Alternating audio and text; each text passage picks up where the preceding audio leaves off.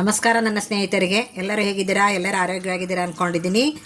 ಹಾಗೆ ನಾನು ಸಹ ಆರೋಗ್ಯವಾಗಿದ್ದೀನಿ ಸ್ನೇಹಿತರೆ. ಈ ದಿನ ನೋಡಿ, ಬಾಲ್ಯದ ನೆನಪನ್ನು ತರಿಸುವಂತಹ ಒಂದು ಇಂಗ್ರೀಡಿಯೆಂಟ್ಸ್ ಅಂತ ಅಲ್ಲ, ಇದನ್ನು ಹುಣಸೆಬೇಕನ್ನು ನಾವು ಯಾವ ರೀತಿ ಉಪಯೋಗಿಸ್ತಾ ಇದ್ವಿ ಚಿಕ್ಕ ಮಕ್ಕಳಿದ್ದಾಗೆ.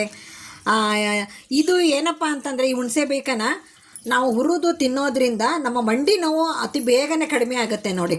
ನೀವು ಹಂಗೆ ಅಂದ್ಕೊಂಡು ಹೇಳಿ ವಾರ ಪೂರ್ತಿ ತಿನ್ನೋದಲ್ಲ, ವಾರದಲ್ಲಿ 2 ದಿವಸ ಇದನ್ನು ಬಳಸಬೇಕಾಗತ್ತೆ. ಆಮೇಲೆ ಇದು ಕುಂಬಳಕಾಯಿ ಬೀಜ, ಇದು ಕರ್ಬೂಜ ಹಣ್ಣಿನ ಬೀಜ, ಈ ರೀತಿ ನಾವು ಹಿಂದಕ್ಕೆಲ್ಲ ತಿಂತಾ ಇದ್ವಿ, ಹೌದಾ?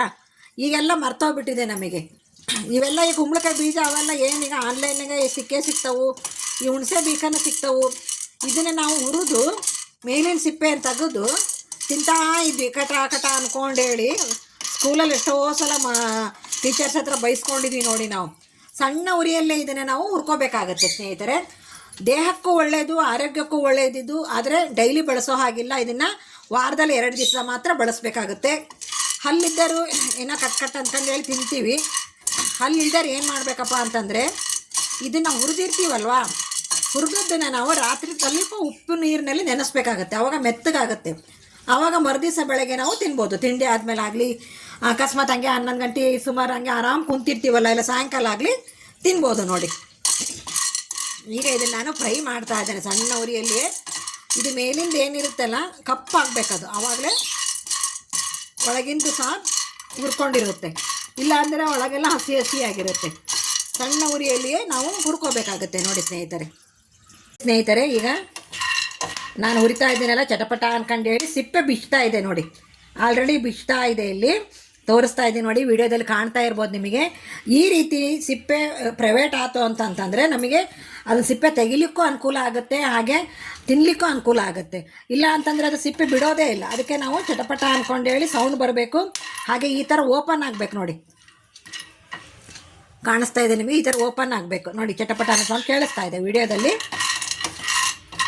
ನಿಧಾನಕ್ಕೆ ಉರಿ ಹಿಡ್ಕೊಂಡು ಹುರ್ಕೊತಾ ಇದ್ದೀನಿ ನಾನು ಸ್ನೇಹಿತರೆ. ಆರೋಗ್ಯಕ್ಕೆ ತುಂಬ ಒಳ್ಳೆಯದು ಹುಣಸೆ ಬೀಕ. ನಾವು ಹುಳಿ ಹಿಂಡುವಾಗ ಸಾರಿಗೆ ಸಿಕ್ಕರೆ ಬಿಸಾಡಬೇಡಿ.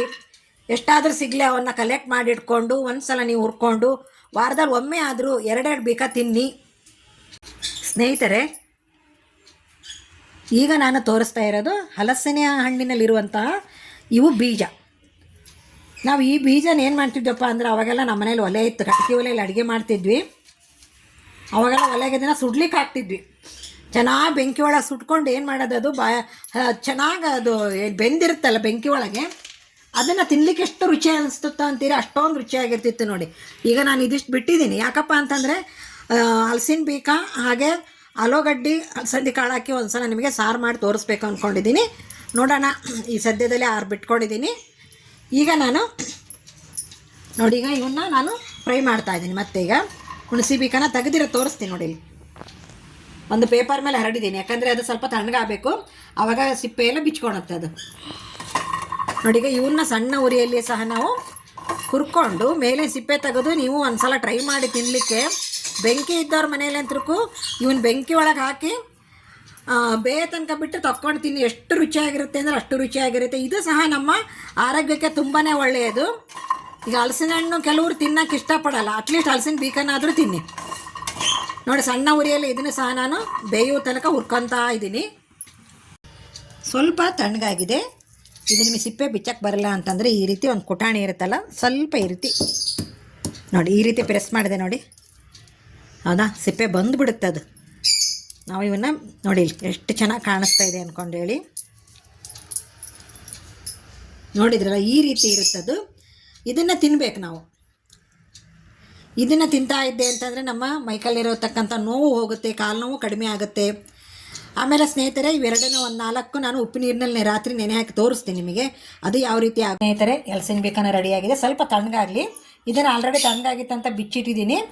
ಇದನ್ನು ನಿಮಗೊಂದಿಷ್ಟು ನೀರಾಗೆ ಉಪ್ಪು ನೀರಲ್ಲಿ ನೆನೆ ಹಾಕಿ ತೋರಿಸ್ತೀನಿ ಯಾವ ರೀತಿ ಆಗುತ್ತದೆ ಅಂದ್ಕೊಂಡು ಹೇಳಿ. ಈಗ ಇದನ್ನು ನಾವು ತಿನ್ನಲಿಕ್ಕೆ ರೆಡಿಯಾಗಿದೆ. ಇದು ಸಹ ತಿನ್ನಲಿಕ್ಕೆ ರೆಡಿಯಾಗಿದೆ. ಒಂದು ಸ್ವಲ್ಪ ಆರ್ಲಿದು, ಆಮೇಲೆ ಸಿಪ್ಪೆ ಬಿಚ್ಕೊಂಡು ತಿನ್ಬೋದು. ತೋರಿಸ್ತೀನಿ ನಾನು ಸಿಪ್ಪೆ ಬಿಚ್ಚಿ ನೋಡಿ ಸ್ನೇಹಿತರೆ. ಈಗ ಸಣ್ಣದಾಗಿದೆ.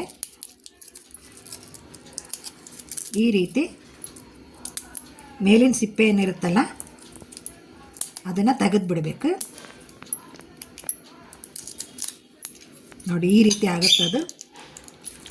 ಈಗ ಇದನ್ನು ತಿನ್ನಲಿಕ್ಕೆ ಅನುಕೂಲ ಆಗುತ್ತೆ. ಹಾಗೆ ಇದು ಸಹ ತಿನ್ನಲಿಕ್ಕೆ ಅನುಕೂಲ ಆಗಿದೆ. ಎರಡನ್ನೂ ನಾನು ತೋರಿಸಿದ್ದೀನಿ. ಇದನ್ನು ನೀರಾಗಿ ಹಾಕಿ ತೋರಿಸ್ತೀನಿ ಅಂದಿದ್ದೆ, ನೋಡ್ತೀನಿ ನೀರಾಗಿ ಹಾಕಿ ತೋರಿಸೋದಾಯ್ತು ಅಂತಂದರೆ ಬೇರೆ ವಿಡಿಯೋದಲ್ಲಿ ಹಾಕಿ ತೋರಿಸ್ತೀನಿ ಬೇಕಾದ್ರೆ ಇದನ್ನು. ಈಗ ಈ ವಿಡಿಯೋನ ಮುಗಿಸ್ತಾ ಇದ್ದೀನಿ. ದಯವಿಟ್ಟು ಮೊದಲನೇ ಬಾರಿಗೆ ನೋಡ್ತಾ ಇರೋ ಸಬ್ಸ್ಕ್ರೈಬ್ ಆಗಿ, ಹಾಗೆ ಸಬ್ಸ್ಕ್ರೈಬ್ ಆದವರು ಲೈಕ್ ಮತ್ತು ಶೇರ್ ಮಾಡೋದನ್ನು ಮರಿಬೇಡಿ ಅಂತ ಹೇಳ್ತಾ ಈ ವಿಡಿಯೋನ ಇಲ್ಲಿ ಮುಗಿಸ್ತಾ ಇದ್ದೀನಿ. ಎಲ್ಲರಿಗೂ ನಮಸ್ಕಾರ, ಎಲ್ಲರಿಗೂ ಧನ್ಯವಾದಗಳು.